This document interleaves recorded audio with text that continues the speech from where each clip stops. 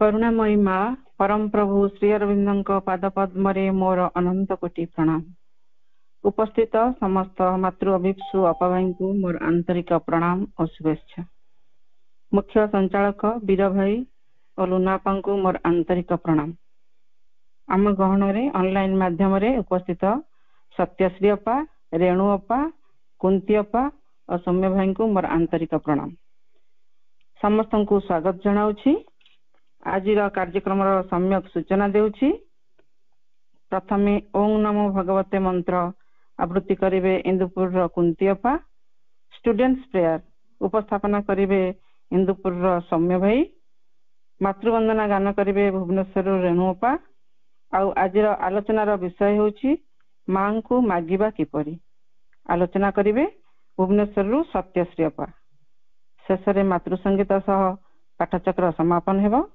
वर्तमान मु कुंती अपा को अनुरोध करुछि से मातृ मंत्र आवृत्ति करिवे।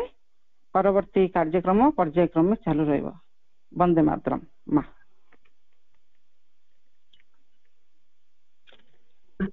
परम प्रभु श्री अरविंद पाद पद्म मोर कोटि कोटि प्रणाम। श्री अरविंद पाठचक्र रे उपस्थित थिबा समस्त सम्मानास्पद सम्माननीय अपा भाई को मोर प्रणाम। ओम नमो भगवते श्री अरविंदाय। ओम नमो भगवते श्री अरविंदाय। ओम नमो श्री मीरांबिकाय। ओम नमो श्री मीरांबिकाय। ओम नमो भगवते श्री अरविंदाय। ओम नमो भगवते श्री अरविंदाय। ओम नमो श्री मीरांबिकाय। ओम नमो श्री मीरांबिकाय। ओम नमो श्री मीरांबिकाय। माँ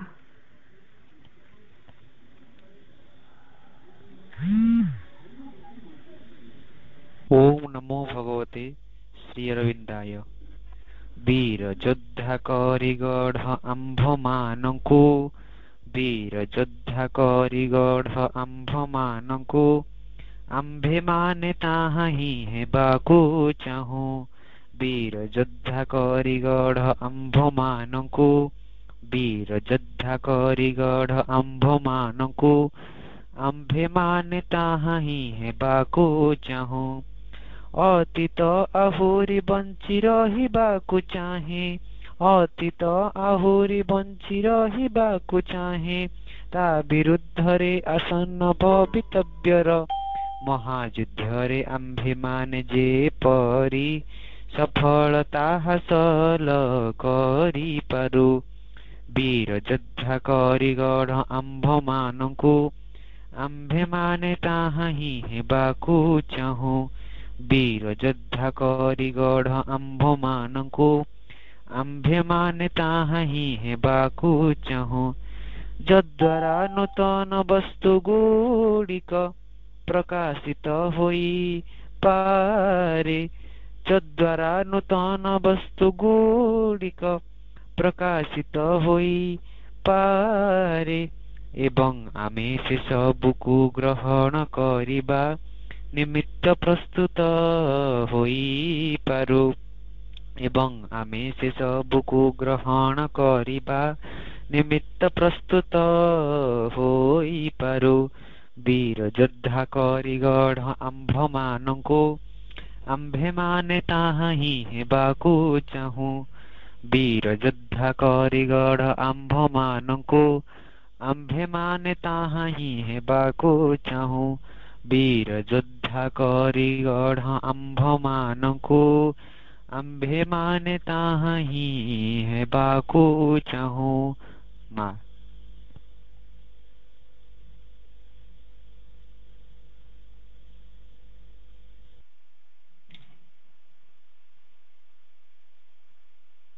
ओम नमो भगवते श्री अरविंदाय। ओम नमो भगवते श्री मीरांबिकाय। सम्माननीय संयोजक वीर भाई को भक्तिपूत प्रणाम। कुंती अपा, सौम्य भाई एवं सम्माननीय सत्यश्री अपा को प्रणाम। परिचालिका नर्मदा अपा को मोर कृतज्ञता और प्रणाम। मां श्रीचरण तले एक भक्ति नैवेद्य अर्पण करुछि। अपरूप तुम सौंदर्य देखे अपरूप तुम सौंदर्य देखे सकाळर शुभ लगने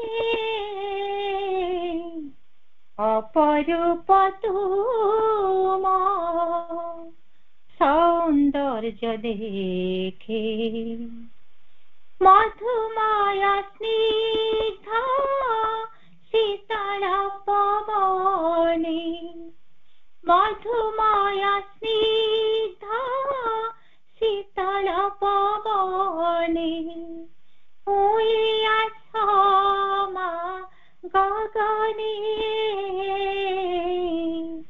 अपरूप तुम सौंदर्य देखे सकाळर शुभ लगने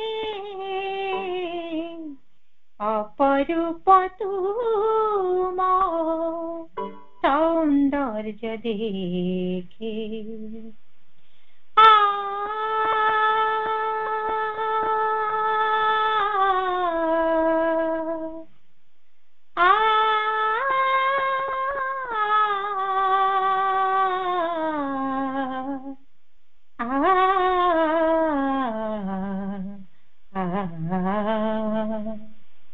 अपरूप तुम सौंदर्य देखे पक्षी काकलीर बिराजिरा कंठे तुम रूप शोभा फूले फूले फूटे नीरव आकाश किरूप चाहते उपस्थिति तुम अनुभवे छूटे पक्षी काकलीर बिराजिरा कंठे तुम रूप शोभा फूले फूले फूटे नीरव आकाश किरूप चाहते उपस्थिति तुम अनुभवे छूटे पुलकित प्राण मगने अपरूप तुम सौंदर्य देखे सकाळर शुभ लगने अपरूप तुम सौंदर्य देखे मधुमय स्निग्ध शीतल पवने मधुमय स्निग्ध शीतल पवने उइया क्षमा गगने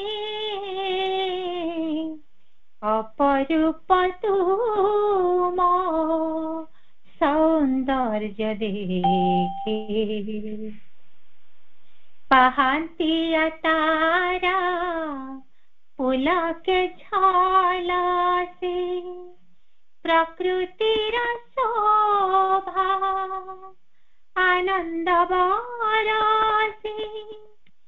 हजी जाए मन अतीन्द्रिय देशे। दिव्य चेतना अंतरे उद्भासे।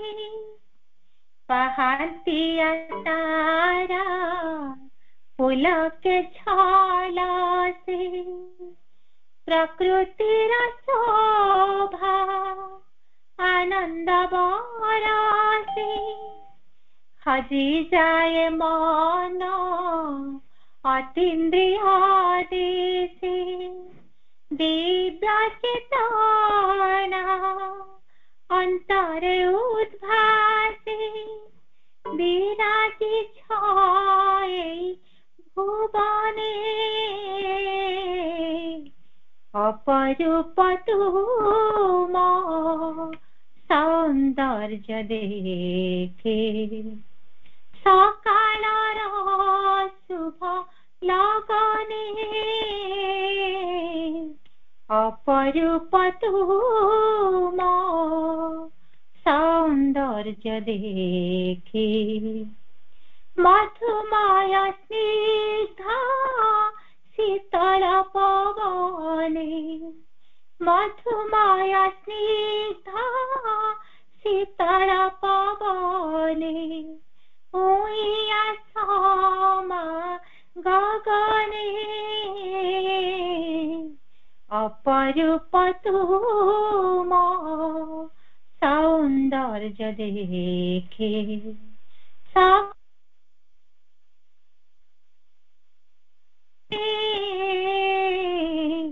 अपरूप तुम सौंदर्य देखे।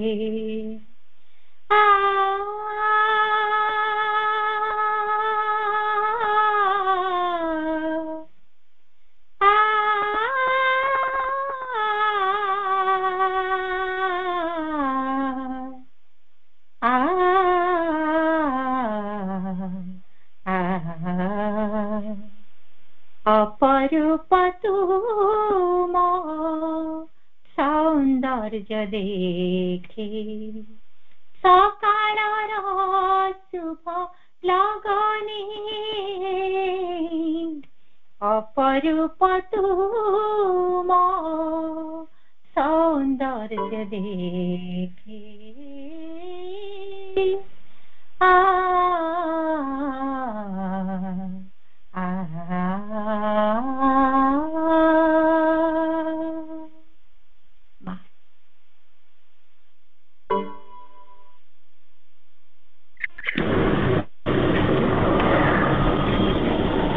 करुणामयी माँ परम प्रभु श्री अरविंद पाद तले सहस्र प्रणाम। आज ऑनलाइन पाठचक्र जोग देइतिबा सबु अपा भाई को प्रणाम। वीर भाई एई ऑनलाइन कार्यक्रम टी को आरंभ करी आम मानकु माँ को कथा सुनिबार सुजोग देइथिबारु तांको कृतज्ञता जनाउची। रेणुअपांकर मातृदत्त सुललित कंठरे माँ कर भजन आमको मंत्रमुग्ध करी किछि समय रखिथिबारु तांको मध्य कृतज्ञता जनाउची। आज कार्यक्रम रे भाग नैथिबा कुंतीअपा सौम्य भाई जूलिअपा को अभिनंदन जनाउची। आजिर टॉपिक माँ को मागिबा किपरि। भगवान सर्वस्वतंत्र किंतु भक्तर अधीन। भगवान निज भक्त पाखरे निज षड ऐश्वर्य मध्य एक बार भूली जाती। पुत्र रूप रे जशोदा पाखरे बंधा हेले। दधी माखन खाइबाकू गोपी मानक ताली रे नाचिले। मनु शतरूपा तपस्या कले भगवान को पुत्र रूपे पाइबा पाई। तपस्या रे संतुष्ट हेई भगवान प्रकट हेले एवं कहिले मोर अदेय बोली किछि नाही माग। तथापि साहस करि पारिलेनी। प्रभु ତୁମକୁ ଆମେ ପୁତ୍ର ରୂପେ ପାଇବାକୁ ଚାହୁଁ ବୋଲି ଖାଲି କହିଲେ, ତୁମେ ତ ଅନ୍ତର୍ଯ୍ୟାମୀ, ଆମ୍ଭମାନଙ୍କର ମନ କଥା ଜାଣ, ଆମେ ତୁମରି ସମାନ ପୁତ୍ର ପାଇବାକୁ ଇଚ୍ଛା କରୁଛୁ। ପ୍ରଭୁ କହିଲେ, ମୋ ସମାନ ଏ ସଂସାରରେ ଆଉ କେହି ନାହିଁ, ମୁଁ କେଉଁଠି ଯାଇ ଖୋଜିବି? ମୁଁ ନିଜେ ତୁମକୁ ପୁତ୍ର ରୂପେ ପ୍ରାପ୍ତ ହେବି। ସେହି ମନୁଷ୍ୟତ୍ୱରୂପା ଦଶରଥ ଆଉ କୌଶଲ୍ୟା ହେଲେ, ପୁତ୍ର ରୂପେ ଶ୍ରୀରାମ ଅବତାର ନେଲେ। ମଣିଷର ଅଭ୍ୟାସ ହେଲା ମାଗିବା। କିଏ ସୁଖ ମାଗୁଛି, କିଏ ଧନ ମାଗୁଛି, କିଏ କ୍ଷମତା ମାଗୁଛି, କିଏ ସନ୍ତାନ ମାଗୁଛି। ଏମିତି ମାଗି ମାଗି ଜୀବନ ସରିଯାଉଛି। ଅବଶ୍ୟ ମାଗିବା ଦରକାର, ନ ମାଗିଲେ ମିଳେନି। ମା କହୁଛନ୍ତି, ଦିବ୍ୟ ପରମ ସତ୍ତାଙ୍କୁ ଯାହା ମାଗିଲେ ତାହା ଲାଭ କରାଯାଇ ପାରିବ, ତାଙ୍କୁ ନ ମାଗିଲେ ତାହା ତୁମକୁ ମିଳିବ କିପରି? ମା ପୁଣି କହୁଛନ୍ତି, ଯଦି ଏପରି ହୋଇଥାଏ ଯେ ତୁମେ ଯାହା ଦରକାର କରୁଛ ତୁମେ ପ୍ରକୃତରେ ସେ କଥା ଜାଣିନଥାଅ ଏବଂ ସେଇଟିକୁ ଲାଭ କରିବାର ଆଶାରେ ତୁମେ ଭଗବାନଙ୍କ ପାଖକୁ ନ ଯାଇ ଯଦି ତୁମେ ଚତୁର୍ଦିଗରେ ଥିବା ଜୀବନଟି ପାଖରୁ ପାଇବ ବୋଲି ଲୋଡୁଥାଅ, ଯଦି ତୁମେ ତାଙ୍କ ସହିତ କୌଣସି ସମ୍ବନ୍ଧ ସ୍ଥାପନ କରୁନଥାଅ, ଭଗବାନଙ୍କ ବିଷୟରେ ଆଦୌ କୌଣସି ଚିନ୍ତା କରୁନଥାଅ, ତାଙ୍କ ଉପରେ ଭରସା କରିପାରୁନଥାଅ, ତେବେ ତୁମେ ତାଙ୍କ ପାଖରୁ କିଛି ହେଲେ ମାଗୁନଥିବାରୁ ସିଏ ତୁମକୁ ପ୍ରକୃତରେ କିଛି ଆଣି ଦେବାର ଆଦୌ କୌଣସି କାରଣ ନାହିଁ। ମା ପୁଣି କହୁଛନ୍ତି, ଯଦି ତୁମେ ଭଗବତ ଆଶ୍ରୟୀ ହୋଇ ତାଙ୍କରି ଉପରେ ଆସ୍ଥା ରଖି ତାଙ୍କୁ କିଛି ମାଗିପାରିବ, ତେବେ ତୁମେ ଯାହା ଆବଶ୍ୟକ କରୁଥିବ ତାହାକୁ ଅବଶ୍ୟ ଲାଭ କରିବ। ଏଥିପାଇଁ ଦରକାର ସମ୍ପୂର୍ଣ୍ଣ ବିଶ୍ୱାସ ଆଉ ଭରସା। ଲାଲାଜୀ ଭାଇ ଆଶ୍ରମରେ ଆସି ସ୍ଥାୟୀ ହୋଇ ରହିବା ପୂର୍ବରୁ ଯେତେବେଳେ ଆଶ୍ରମ ପରିଦର୍ଶନରେ ଆସୁଥିଲେ, ମା ତାଙ୍କୁ ପଚାରନ୍ତି, ଆଫ୍ରିକାରେ କିପରି କାର୍ଯ୍ୟ ଚାଲିଛି? ଥରେ ଲାଲାଜୀ ଭାଇ କହିଲେ, ଏଥର ଆଫ୍ରିକାରେ ଆଖୁ ଚାଷରେ ବହୁତ ମରୁଡ଼ି ହୋଇଯାଇଛି। ମା ତାଙ୍କୁ ବିରକ୍ତ ହୋଇ କହିଲେ, ତୁମେ ମୋତେ କାହିଁକି ଏ ବିଷୟରେ ପୂର୍ବରୁ କହିଲ ନାହିଁ? ଲାଲାଜୀ ଭାଇ କହିଲେ, ମା, ଏଇ ଛୋଟ ଛୋଟ କଥା ମୁଁ ଆପଣଙ୍କୁ ଜଣାଇ ବ୍ୟସ୍ତ କରିବାକୁ ଚାହେଁ ନାହିଁ। ମା କହିଲେ, ତୁମ ପାଇଁ ସିନା ଘଟଣାଟି ଛୋଟ, ହେଲେ କୃଷକମାନଙ୍କ ପାଇଁ ଏହା ଏକ ଖୁବ୍ ବଡ଼ ଘଟଣା। ଯେତେବେଳେ ଯାହା ଅସୁବିଧା ହେବ ମୋତେ ଜଣାଇବ। ଲାଲାଜୀ ଭାଇ ଏହା ପରଠୁ ଯାହା କିଛି ଅସୁବିଧା ହୁଏ ସବୁ ଲେଖି ମାଙ୍କ ପାଖକୁ ପତ୍ର ପଠାଇ ଦିଅନ୍ତି। ମା ପତ୍ରଟି ପାଇବା ପୂର୍ବରୁ ମଧ୍ୟ ସବୁ ଅସୁବିଧା ସୁଧୁରିଯାଏ। ଏପରିକି ଠିକ୍ ସମୟରେ ବର୍ଷା ମଧ୍ୟ ହେଉଥିଲା। ପରେ ଯେତେବେଳେ ଲାଲାଜୀ ଭାଇ ପଣ୍ଡିଚେରୀ ଆସିଲେ, ପଣ୍ଡିଚେରୀରେ ମଧ୍ୟ ଯେତେବେଳେ ବର୍ଷା ଅଭାବରୁ ଆଖୁ ଫସଲ ଉପରେ ବିପଦ ଆସିବାର ଦେଖାଗଲା, ସେ ଆସି ମାଙ୍କୁ ଜଣାଇଲେ ଏବଂ ଏହାପରେ ବର୍ଷା ମଧ୍ୟ ହେଲା। ଭାବନ୍ତୁ ତ, ଯେଉଁ ମାଙ୍କୁ କହିଦେଲେ ବର୍ଷା ମଧ୍ୟ ହେଇପାରୁଛି, ସେ ମାଙ୍କୁ ମାଗିଲେ କ'ଣ ନ ମିଳିବ? ଭଗବାନ କିଛି ନା କିଛି ମଣିଷକୁ ଦେଇଥାନ୍ତି। ଯେଉଁ ମଣିଷ ସେଥିରେ ସନ୍ତୁଷ୍ଟ ନୁହେଁ, ସେ ଜୀବନ ସାରା ମାଗି ଚାଲିଥାଏ। ତାହା ବି ବେଳେ ବେଳେ ଲାଭ ବଦଳରେ କ୍ଷତି ହୁଏ। ଜଣେ ଲୋକ ଜଙ୍ଗଲ ମଧ୍ୟ ଦେଇ ଗତି କରୁଥିଲେ, ହଠାତ୍ ତାଙ୍କୁ ଟିକେ ଦୁର୍ବଳ ଲାଗିଲା, ଭୋକ ଲାଗିଲା, ସେ ଗୋଟେ ଗଛ ତଳେ ବସି ପଡ଼ିଲେ। ତାଙ୍କ ମୁହଁ ଉପରକୁ ସୂର୍ଯ୍ୟ କିରଣର ଛିଟା ପଡ଼ିଥାଏ। ସେ ମାଗିଲେ, ପ୍ରଭୁ, ମୋତେ କିଛି ଖାଦ୍ୟ ମିଳିଯାଆନ୍ତାନି? ତାଙ୍କୁ ଖାଦ୍ୟ ବି ମିଳିଗଲା। ଖାଦ୍ୟ ଦେଖି ତାପରେ ସେ କହିଲେ, ପ୍ରଭୁ, ମୋତେ କିଛି ସୁମଧୁର ପାନୀୟ ମିଳିଯାଆନ୍ତାନି? ପାନୀୟ ବି ମିଳିଗଲା। ତାପରେ ଖାଇସାରିଲା ପରେ ନିଦ ଆସିଲା, କହିଲେ, ପ୍ରଭୁ, ମୋତେ ଏକ ଶଯ୍ୟା ମିଳିଯାଆନ୍ତାନି ଶୋଇବା ପାଇଁ? ଶଯ୍ୟା ବି ମିଳିଗଲା। ତାପରେ କହିଲେ, ପ୍ରଭୁ, ଦେହଟା କାହିଁ ଅବଶ ଲାଗୁଛି, ମୋର ଟିକେ ପାଦ ସେବା କରିବା ପାଇଁ କିଛି ଦାସୀ ମିଳିଯାଆନ୍ତେ କି? ଦାସୀ ବି ମିଳିଗଲେ। ତାପରେ ହଠାତ୍ ବାଘ ଗର୍ଜନ ଶୁଭାଗଲା। କହିଲେ, ବାଘ ଯଦି ମୋତେ ଆସି ଖାଇଯିବ? ବାଘ ବି ଆସି ଖାଇଗଲା। ତେଣୁ ଆମେ ଯାହା ମାଗିବା ତାହା ମିଳିବ। ବେଳେ ବେଳେ ଏମିତି ମାଗିବାରେ ଏମିତି ଅନେକ କ୍ଷତି ମଧ୍ୟ ହେଇପାରେ, କିନ୍ତୁ ମା ଆମର ଏତେ କରୁଣାମୟୀ, ଆମେ ଯାହା ମାଗୁ ସେ ସେଥିପାଇଁ ଦିଅନ୍ତି ନାହିଁ, ଯାହା ଆମର ଦରକାର ତାହା ହିଁ ଦିଅନ୍ତି। ମା କହୁଛନ୍ତି, ତୁମେ ଯାହା ଆବଶ୍ୟକ କରୁଛ ବୋଲି କଳ୍ପନା କରୁଥିବ ତାହା ଯେ ତୁମକୁ ମିଳିଯିବ ତାହାର ଆଦୌ କୌଣସି କାରଣ ନାହିଁ। ମାତ୍ର ତୁମକୁ ପ୍ରକୃତରେ ଯାହା ଆବଶ୍ୟକ ହେଉଥିବ ତୁମେ ତାହା ନିଶ୍ଚୟ ପାଇବ। ମାଙ୍କୁ ଆଶ୍ରା କରୁଥିବା ଅପା ଭାଇମାନେ, ମାତୃ ରଚନାବଳୀ ପୃଷ୍ଠା 173 ଲେଖା ହେଇଛି, ଯିଏ ପରମ ଅନନ୍ତଙ୍କୁ ବାଛି ନିଏ ସିଏ ପରମ ଅନନ୍ତଙ୍କ ଦ୍ୱାରା ବଛା ହିଁ ସରିଥାଏ। ଶ୍ରୀ ଅରବିନ୍ଦଙ୍କ ଏହି ପ୍ରତିଶ୍ରୁତିଟିକୁ ତୁମେ କଦାପି ଭୁଲିଯିବ ନାହିଁ ଏବଂ ଯାବତୀୟ ପ୍ରତିକୂଳ ଅବସ୍ଥା ସତ୍ତ୍ୱେ ତଥାପି ସାହସ ରଖିଥିବ, ତୁମେ ଅବଶ୍ୟ ଲକ୍ଷ୍ୟରେ ଯାଇ ପହଞ୍ଚିବ। ମା କହୁଛନ୍ତି, ସର୍ବପ୍ରଥମେ ତୁମେ ମୋର ଏଇଟା ଦରକାର ସେଇଟା ଦରକାର ବୋଲି କୁହ। ତୁମର ପ୍ରକୃତରେ ସେଇଟା ଦରକାର କି? ତୁମର ମନରେ ତାହାର ଏକ ବାସନା ଜନ୍ମିଛି ବା ଅଜ୍ଞାନତାବଶ ହୋଇ ତୁମେ ସେ ଆଡ଼କୁ ସଞ୍ଚାଳିତ ହୋଇଯାଉଛ, ତୁମେ ସେ କଥା ଜାଣିନଥାଅ। ମଣିଷ ସର୍ବଦା ନିଜ ବାସନା ଗୁଡ଼ିକର ତର୍ପଣ ଲାଗି ହିଁ ବ୍ୟସ୍ତ। ଗୋଟିଏ ବାସନା ପୂର୍ଣ୍ଣ ହେଲେ ସେ ଅସନ୍ତୁଷ୍ଟ ହୋଇଉଠେ, ତା ମନରେ ପୁଣି ଅନ୍ୟ ଗୋଟିଏ ବାସନା ଉଙ୍କି ମାରେ। ଆମେ ସମସ୍ତେ ପୁଅ ମାଗୁଛୁ, ଝିଅ ମାଗୁଛୁ, ଘର ମାଗୁଛୁ, ଗାଡ଼ି ମାଗୁଛୁ, ଧନ ସମ୍ପତ୍ତି ମାଗୁଛୁ, ମାନ ସମ୍ମାନ ମାଗୁଛୁ, କ୍ଷମତା ମାଗୁଛୁ, ପୁଣି ପୁଅ ପାଇଁ ବୋହୂ ମାଗୁଛୁ, ଝିଅ ପାଇଁ ଜ୍ୱାଇଁ ମାଗୁଛୁ, ନାତି ନାତୁଣୀ ମାଗୁଛୁ। ଏମିତି ମାଗିବା ଜାରି ରଖିଛୁ, କାରଣ ହ୍ୟୁମାନ୍ ୱାଣ୍ଟସ୍ ଆର୍ ଅନଲିମିଟେଡ୍। ଏହିପରି ଅନେକ ପଥ ଅନ୍ୱେଷଣ କରି, ଅନେକ ଝୁଣ୍ଟି, ଅନେକ ଭୁଲ କରି, ଅନେକ କଷ୍ଟ ପାଇ ଓ ଅନେକ ବାର ହତାଶା ହୋଇ କେହି ହୁଏତ ବେଳେ ବେଳେ ତାପରେ ଟିକେ ସଚେତନ ହେବାକୁ ଆରମ୍ଭ କରେ ଏବଂ ଏଗୁଡ଼ିକରୁ ପ୍ରକୃତରେ କୌଣସି ନିଷ୍କୃତିର ଉପାୟ ଅଛି କି ନାହିଁ ସେହି ବିଷୟରେ ଭଗବାନଙ୍କୁ ଭାବେ, ଅର୍ଥାତ୍ ନିଜର ଏହି ଅଜ୍ଞାନତା ମଧ୍ୟରୁ ବାହାରି ଆସିବାକୁ ଇଚ୍ଛା କରେ ଏବଂ ସେତିକି ବେଳେ ଯାଇ ଜଣେ ଏହିପରି କହିବାକୁ ସମର୍ଥ ହୁଏ, ମୁଁ ଏଇଠି ପଡ଼ି କଲବଲ ହେଉଛି, ହେ ମା, ଏଥର ତୁମେ ହିଁ ମୋତେ ଗ୍ରହଣ କର ଏବଂ ମୋତେ ଯଥାର୍ଥ ପଥରେ ପରିଚାଳିତ କରିନିଅ। ମା ଏତେ କରୁଣାମୟୀ, ଆମ ପାଇଁ ସଂସାରରେ ରହି ଯୋଗ ସାଧନା କରିବାକୁ ସୁଯୋଗ ଦେଇଛନ୍ତି। ବାବାଜୀ ମହାରାଜ କହୁଛନ୍ତି, ଗୃହସ୍ଥାଶ୍ରମ ସମସ୍ତ ଧର୍ମର ଭିତ୍ତି, ମୂଳ ଉତ୍ସ, ସୃଷ୍ଟି ସର୍ଜନା ତଥା ପ୍ରସାରର କାରଣ। ଏହା ସମସ୍ତ ଧର୍ମକୁ ସମୃଦ୍ଧିଶାଳୀ କରି ତୋଳେ।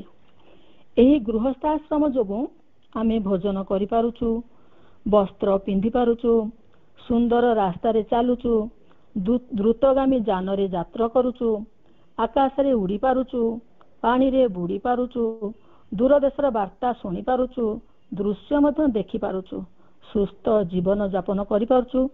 ଯାହା କିଛି ଉତ୍ତମ, ସୁନ୍ଦର, ବ୍ୟବସ୍ଥିତ, ଶୃଙ୍ଖଳିତ, ସମୃଦ୍ଧିଶାଳୀ, ଐଶ୍ୱର୍ଯ୍ୟଶାଳୀ, ସତ୍ୟ, ନ୍ୟାୟ, ନିଃସ୍ୱାର୍ଥପରତା, ତେଣୁ ତାହା ମଧ୍ୟ ଏହି ଗୃହସ୍ଥାଶ୍ରମର ଫଳ। ସଂସାରର ଦୁର୍ନୀତି, ଅସତ୍ୟ, ହିଂସା, ସ୍ୱାର୍ଥପରତା, ଦରିଦ୍ରତା ଇତ୍ୟାଦି ଗ୍ରାହସ୍ଥ୍ୟ ଧର୍ମର ପତନର କାରଣ। ପିତା, ମାତା, ଭାଇ, ଭଉଣୀ, ସ୍ତ୍ରୀ, ପୁତ୍ର, କନ୍ୟା ସହିତ ସମ୍ବନ୍ଧ ରଖି ବାସ କରିବାର ଅର୍ଥ ଗ୍ରାହସ୍ଥ୍ୟ ଜୀବନ। ଏହି ଗ୍ରାହସ୍ଥ୍ୟ ଧର୍ମର ପାଳନ ଦ୍ୱାରା ମନୁଷ୍ୟ ନିଜ ଜୀବନର ଲକ୍ଷ୍ୟ ତଥା ଜୀବନର ପୂର୍ଣ୍ଣତା ଆଡ଼କୁ ଅଗ୍ରସର ହୁଏ। ମନୁଷ୍ୟର ଲକ୍ଷ୍ୟ ଦୁଃଖବିହୀନ ପରମାନନ୍ଦ, ପରମ ସୁଖ, ପରମ ଶାନ୍ତି ସ୍ୱରୂପ ଭଗବାନ। କିନ୍ତୁ ଏହାର ଯଥାର୍ଥ ସ୍ୱରୂପ ସମ୍ବନ୍ଧେ ସଚେତନ ନ ହୋଇ ଅଜ୍ଞାନତାରେ ପରମ ସୁଖକୁ ବିକୃତ କରି ସାଂସାରିକ ସୁଖ, ପରିବାର, ଧନ, ମାନ, ଯଶ, କ୍ଷମତା ଆମେମାନେ ସମସ୍ତେ ମାଗୁଛୁ। ସଂସାର ଜୀବନ ହେଲା ମନ ପ୍ରାଣର ସମ୍ବନ୍ଧ, ଆଧ୍ୟାତ୍ମିକ ଜୀବନ ହେଲା ଆତ୍ମାର ସମ୍ବନ୍ଧ। ମନ ଏବଂ ପ୍ରାଣ ବର୍ତ୍ତମାନ ଯାଏ କ୍ରିୟାଶୀଳ। ମନ ପ୍ରାଣ ଚାହେଁ ନିଜର ସମ୍ବନ୍ଧ କାୟମ କରି ଭଗବତ ସମ୍ବନ୍ଧ ଆସିଲେ ଆପତ୍ତି ନାହିଁ। ମାତ୍ର ଭଗବତ ସମ୍ବନ୍ଧ ଏହାର ବିପରୀତ। ଭଗବତ ସମ୍ବନ୍ଧ ଆସିବା ପୂର୍ବରୁ ମନ ପ୍ରାଣ ସମ୍ବନ୍ଧ ସମ୍ପୂର୍ଣ୍ଣ ରୂପେ ଭାଙ୍ଗିଯିବ। ଏହି ସ୍ଥାନରେ ଆସିବ ଆତ୍ମାର ସମ୍ବନ୍ଧ। ଯେଉଁ ପରିବାରକୁ ନିଜର ମନେ କରୁଛ, ପରସ୍ପର ମଧ୍ୟରେ ଯେଉଁ କର୍ତ୍ତବ୍ୟ ଅକର୍ତ୍ତବ୍ୟ ପାଳନ ନହେଲେ ଦୁଃଖ ହେଉଛି, ସେ ଦୁଃଖ ରହିବ ନାହିଁ। ସଂସାରରେ ସମସ୍ତ ବ୍ୟକ୍ତିର ଲକ୍ଷ୍ୟ ସୁଖ ପ୍ରାପ୍ତି, କିନ୍ତୁ ଲକ୍ଷ୍ୟର ଜ୍ଞାନ ସ୍ପଷ୍ଟ ନଥିବା ଯୋଗୁଁ ତାର ପ୍ରାପ୍ତିର ପ୍ରଣାଳୀ ବିପରୀତ ହୁଏ। ପରିଣାମରେ ଅସ୍ଥାୟୀ ସାମାନ୍ୟ ସୁଖ ସଙ୍ଗେ ସଙ୍ଗେ ଦୁଃଖ ପାଏ। ଯଥାର୍ଥରେ ସଂସାରରେ କୌଣସି କର୍ମରେ ଦୁଃଖ ବିହୀନ ସୁଖ ନଥାଏ। ସୁଖ ଥାଏ କେବଳ ଭଗବତ ପ୍ରାପ୍ତିରେ। ଭଗବାନ ହିଁ ପରମ ସୁଖ, ପରମ ଜ୍ଞାନ, ପରମ ଶକ୍ତିର ମୂର୍ତ୍ତିମାନ ବିଗ୍ରହ, ସଚିତ୍ ଆନନ୍ଦ। ଗୋଟିଏ ଝିଅକୁ ଯଦି ଆମକୁ ଜ୍ୱାଇଁକୁ ଦେବାକୁ ପଡ଼େ, ଆମେ ସମସ୍ତେ ତାକୁ ପ୍ରଥମେ ସଜବାଜ କରି ଶାଶୁଘର ଲୋକଙ୍କୁ ଦେଖାଉ।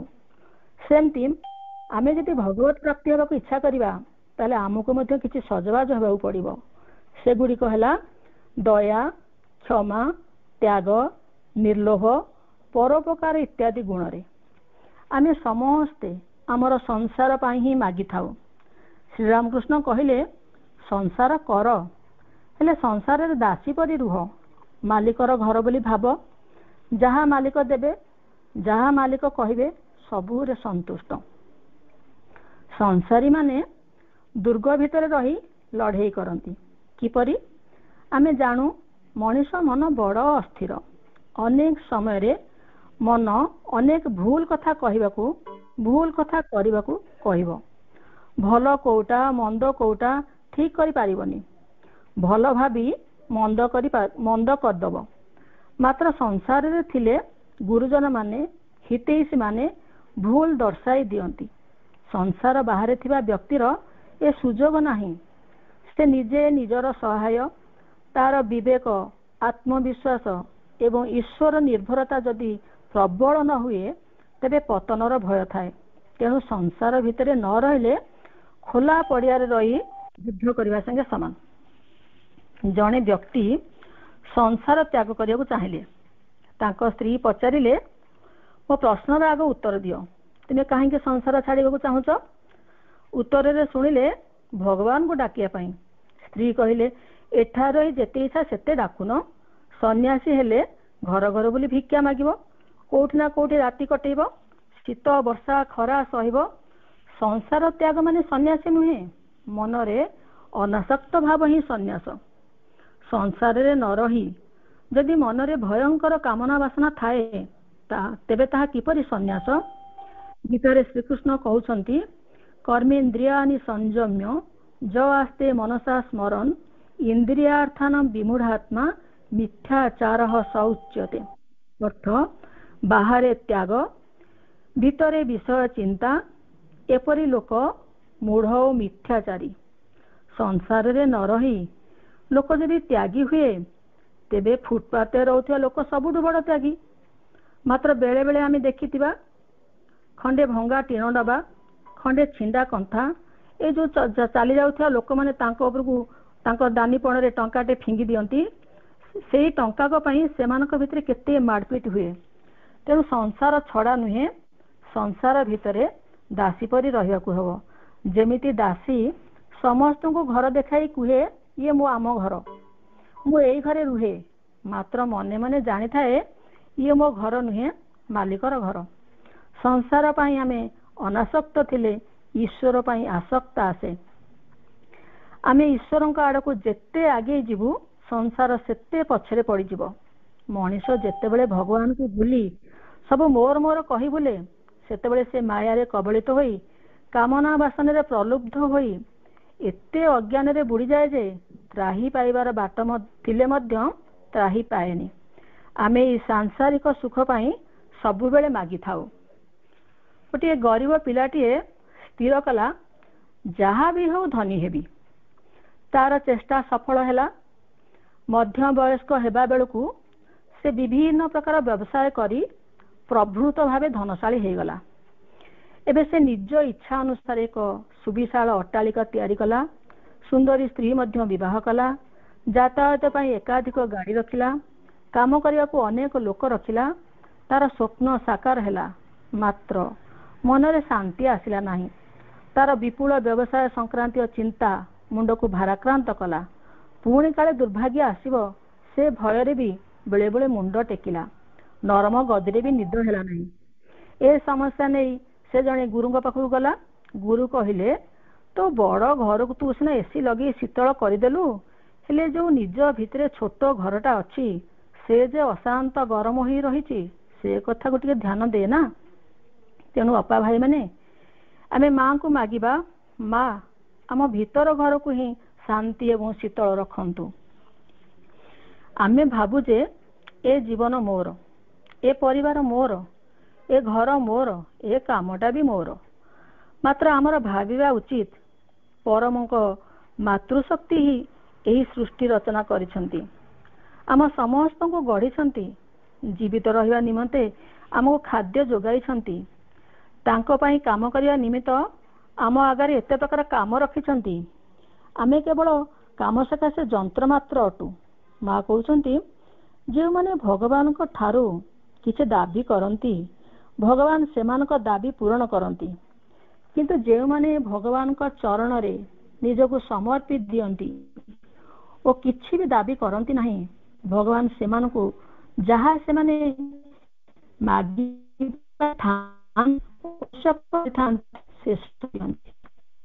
ଏହା ସହ ନିଜକୁ ଏବଂ ତାଙ୍କ ପ୍ରେମର ସ୍ୱତଃସ୍ଫୂର୍ତ୍ତ ବର ପ୍ରଦାନ କରନ୍ତି, ଯେପରି ଦେଇଥିଲେ ଧ୍ରୁବ ଆଉ ପ୍ରହ୍ଲାଦଙ୍କୁ। ମା ପୁଣି କହୁଛନ୍ତି, ମାତୃ ସନ୍ତାନ ମାନେ ଯାହାକୁ ତୁମେ ଅଳ୍ପ ବହୁତ ପରିମାଣରେ ନିଜ ଜୀବନର ସତ୍ୟ ବୋଲି ଅନୁଭବ କରିପାରୁଛ, ତାହାକୁ ଲାଭ କରିବା ଲାଗି ଯଦି ତୁମ ଭିତରେ ଏକ ପ୍ରଗାଢ଼ ଓ ଉତ୍ସାହମୟ ପ୍ରୟୋଜନ ବୋଧ ରହିଥାଏ, ଯଦି ତାହାକୁ ହିଁ ତୁମେ ଯାବତୀୟ ବସ୍ତୁର ପରମ ଉତ୍ସ, ସର୍ବୋତ୍ତମ ମଙ୍ଗଳ, ଆମର ଯାବତୀୟ କାମନା ବାସନାର ସର୍ବୋତ୍ତମ ତର୍ପଣ ଏବଂ ଯାବତୀୟ ସମସ୍ୟାର ସର୍ବୋତ୍ତମ ସମାଧାନ ବୋଲି ଅନୁଭବ କରୁଥାଅ, ତେବେ ତୁମେ କଦାପି ଭଗବାନଙ୍କୁ ଆଉ ମୋତେ ଆପଣ ଏଇଟା ଦିଅନ୍ତୁ, ମୋତେ ଆପଣ ସେଇଟା ଦିଅନ୍ତୁ କହିବାକୁ ଯିବ ନାହିଁ, ଅଥବା ମୋର ଏଇଟା ଦରକାର, ପ୍ରଭୁ ମୋତେ ସେହି ପଦାର୍ଥକୁ ନିଶ୍ଚୟ ଆଣି ଦିଅନ୍ତୁ, ଏମିତି ମଧ୍ୟ କେବେ କହିବା ନାହିଁ। କାରଣ ଏପରି ମାଗିଲେ ଆମର ଲାଭ ଅପେକ୍ଷା କ୍ଷତି ହେବ। ମନେ ପକାନ୍ତୁ ତ ମାତା ସୀତା କିପରି ସୁନା ହରିଣ ପାଇଁ ଶ୍ରୀରାମ ପକ୍ଷେ ଜିଦି କରିଥିଲେ ଏବଂ ତାର ମଧ୍ୟ ପରିଣାମ କ'ଣ ହେଇଥିଲା ସମସ୍ତଙ୍କୁ ଜଣା। ମାଗିବା ଆମେ ମାଙ୍କ ଠାରୁ ଶିଖିବା। ମା ନିଜେ ପ୍ରଭୁଙ୍କୁ ମାଗିଛନ୍ତି, ଯାହା ତୁମ ଇଚ୍ଛା ତାହା ହିଁ ମୋ ଇଚ୍ଛା, ହେଉ ବା ନ ହେଉ ବାଞ୍ଛା ପୂରଣ, ହସି ହସି ସବୁ ବରି ନେବି ପ୍ରିୟ, ଜୀବନ ଦିଅ ବା ଦିଅ ମରଣ। ମୋ ଜୀବନେ ଆସୁ ସୁଖ ଆଉ ଦୁଃଖ, ବହୁ ଝଡ଼ ଝଞ୍ଜା ଅବା ମଳୟ, ସବୁ ତୁମ ଦାନ ବୋଲି ପ୍ରିୟତମ, ବରି ନେବ ନିଶ୍ଚୟ ମୋର ହୃଦୟ। ଗୋଟିଏ 3 ବର୍ଷର ପିଲା, ତାକୁ ଆଶ୍ରମରେ ରହିବାର ସୁଯୋଗ ମିଳିଥିଲା। ପିଲାଟିକୁ ଯେତେବେଳେ 7 ବର୍ଷ ବୟସ ହେଇଥାଏ, ସେ ତାର ଜନ୍ମଦିନରେ ନୂଆ ପୋଷାକ ପିନ୍ଧି ମାଙ୍କ ଦର୍ଶନ ପାଇଁ ଗଲା। ମା ମଧୁର ସ୍ୱରରେ ପିଲାଟିକୁ କହିଲେ, ତୁମେ ମୋ ଠାରୁ କ'ଣ ନେବା ପାଇଁ ଚାହୁଁଛ? ସାଧାରଣତଃ ପିଲାମାନେ ମିଠେଇ କିମ୍ବା ଟ୍ରଫି ମାଗିଥାନ୍ତି, ମାତ୍ର ପିଲାଟି ହାତ ଯୋଡ଼ି ପ୍ରାର୍ଥନା ପୂର୍ବକ ମାଙ୍କୁ କହିଲା, ହେ ମା, ମଧୁମୟୀ ମା, ମୋତେ ବୁଦ୍ଧି ପ୍ରଦାନ କର, ମୋତେ ଜ୍ଞାନ ପ୍ରଦାନ କର। ଏପରି ମାଗିବା ଶୁଣି ମା ଅବାକ ହୋଇଯାଇଥିଲେ। ମା ପୁଣି ପ୍ରଶ୍ନ କଲେ, ତୁମେ ବୁଦ୍ଧି ଚାହଁ? ପିଲାଟି କହିଲା, ହଁ ମା, ମୁଁ ବୁଦ୍ଧି ଚାହେଁ। ମା ତତ୍କ୍ଷଣାତ୍ ପିଲାଟିକୁ କୋଳକୁ ଟାଣି ନେଇ ତା ମୁହଁଟିକୁ ଧରି ତାର 2 ଅକ୍ଷି ପତାକୁ ଟିକେ ଆଡ଼େଇ ଦେଇ ଗୋଟିଏ ମିନିଟ୍ ଧ୍ୟାନସ୍ଥ ହୋଇ ରହିଲେ ଏବଂ ଆଖି ଖୋଲି କହିଲେ, ଏଥର ମୁଁ ତୁମ ମଧ୍ୟରେ ବୁଦ୍ଧି ଭରପୁର କରିଦେଲି। ତାପରେ ମା ତାଙ୍କ ନିକଟରେ ବସୁଧା ନାମରେ ଜଣେ ସାଧିକାଙ୍କୁ କହିଲେ, ଦେଖିଲ ତ ଏତେ ଛୋଟ ପିଲାଟିଏ କିପରି ଏବେ ଏତେ ମହାନ ଜିନିଷ ମାଗିଲା। ଜଗନ୍ନାଥଙ୍କ ମନ୍ଦିର ପ୍ରତିଷ୍ଠା ପରେ ଇନ୍ଦ୍ରଦ୍ୟୁମ୍ନକୁ ପ୍ରଭୁ ବର ଯାଚିଲେ। ସେ କହିଲେ, ପ୍ରଭୁ ମୋର ବର ଦରକାର ନାହିଁ। କିନ୍ତୁ ପ୍ରଭୁ କହିଲେ, ନାଇଁ, ତମେ କିଛି ବର ମାଗିବ ନା? ତାପରେ ସେ ମାଗିଲେ, ମୋତେ ଯେବେ ବର ଦେବ ମାଗୁଅଛି ମୁହିଁ, ମୋହର ବଂଶରେ ପ୍ରଭୁ ନ ରହୁଛେ କେହି। ଭାବନ୍ତୁ ତ, ଆମେ ସମସ୍ତେ ଖାଲି ଯଦି ଝିଅ ରହୁଛି ପୁଅ ଦିଅ ପୁଅ ଦିଅ ମାଙ୍କୁ ମାଗି ମାଗି ବିକଳ କରିଦେଉଛେ, କିନ୍ତୁ ଏମିତି ଜଣେ ବ୍ୟକ୍ତି ଥିଲେ, ମୋର ବଂଶରେ କେହି ନ ରହୁ ବୋଲି ମଧ୍ୟ ମାଗିଥିଲେ। ଧର୍ମଗ୍ରନ୍ଥରେ ସଂସାରକୁ ଅରଣ୍ୟ, ସମୁଦ୍ର ବୋଲି ବର୍ଣ୍ଣନା କରାଯାଇଛି। ମଣିଷ ଏହି ସଂସାରରେ ବାଟବଣା ହୁଏ, ଦିଗ ବାରିପାରେ ନାହିଁ। ତେଣୁ ପ୍ରଥମେ ସଂସାରର ଚରିତ୍ର ଜାଣିନେବା ଦରକାର। ମନେ ରଖିବାକୁ ହେବ ଯେ ସଂସାରରେ ଆନନ୍ଦ ଅଛି ସତ, ପ୍ରଚୁର ଦୁଃଖ ମଧ୍ୟ ଅଛି। ତେବେ ସୁଖ ଆଉ ଦୁଃଖ କୌଣସି ସ୍ଥାୟୀ ନୁହେଁ, ଉଭୟ କ୍ଷଣିକ। ସଂସାରରେ ରହିବା ମଧ୍ୟ କ୍ଷଣିକ। ଜନ୍ମ ଓ ମୃତ୍ୟୁ ମଧ୍ୟରେ ଏହା ଏକ ସେତୁ। ଏହି ସେତୁକୁ ପାର ହେବାକୁ ପଡ଼ିବ। ଏହି ସେତୁ ଉପରେ ଯଦି ଆମେ ବାସସ୍ଥାନ କରିବା ତେବେ ଭୁଲ ହେଇଯିବ। ଆମେ ଜନ୍ମ ହେଇଛେ, ଯାହାକୁ ଯାହା ଅଭିନୟ ମିଳିଛି ତାକୁ ସାରି ବାହୁଡ଼ି ଯିବା। ଏହି ଜନ୍ମରେ ଆମକୁ ଯାହା ଭୂମିକା ମିଳିଛି ତାହା ଆମର ଅସଲ ପରିଚୟ ନୁହେଁ। ପ୍ରକୃତ ପରିଚୟ ହେଲା ଆମେ ଈଶ୍ୱରଙ୍କ ସନ୍ତାନ, ଈଶ୍ୱରଙ୍କ ଆଶ୍ରିତ, କିମ୍ବା ମୁଁ ନିତ୍ୟ ଶୁଦ୍ଧ ବୁଦ୍ଧ ମୁକ୍ତ ଆତ୍ମା। ତେବେ ସଂସାର ପ୍ରତି ଏତେ ଆକର୍ଷଣ ଅନେକ କମିଯିବ। ଅହରହ ଚତୁର୍ଦିଗରେ ମୃତ୍ୟୁ ଦେଖି ମଧ୍ୟ ମଣିଷ ନିଶ୍ଚୟ ଦିନେ ମରିବ ଏହା କେବେ ବି ଭାବେନି, ଭାବିବାକୁ ଚାହୁଁନି।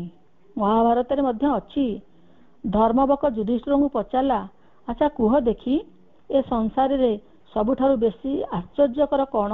ଯୁଧିଷ୍ଠିର ଉତ୍ତର ଦେଲେ, ସବୁଠାରୁ ଆଶ୍ଚର୍ଯ୍ୟକର ଏହି ଯେ ଆମେ ଆମ ଚାରିପାଖରେ ଅହରହ ମୃତ୍ୟୁ ଘଟୁଥିବା ଦେଖି ମଧ୍ୟ କେହି ଭାବୁନାହୁଁ ଯେ ମୃତ୍ୟୁ ଅବଶ୍ୟମ୍ଭାବୀ। ଯୌବନ, ସ୍ୱାସ୍ଥ୍ୟ, ଅର୍ଥ, ପଦପଦବୀ, ମାନସମ୍ମାନ ସବୁ ଅସ୍ଥାୟୀ। ଜଣେ ମୁଖ୍ୟମନ୍ତ୍ରୀ ଥିଲେ।